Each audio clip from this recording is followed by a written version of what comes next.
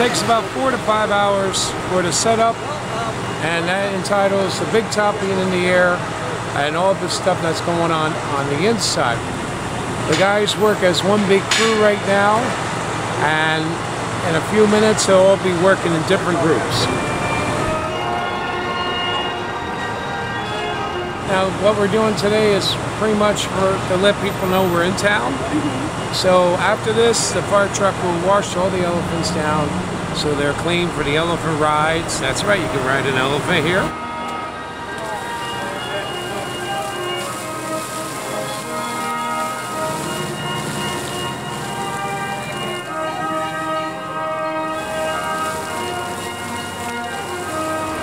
No, never a boring day here. It's the magic of the circus.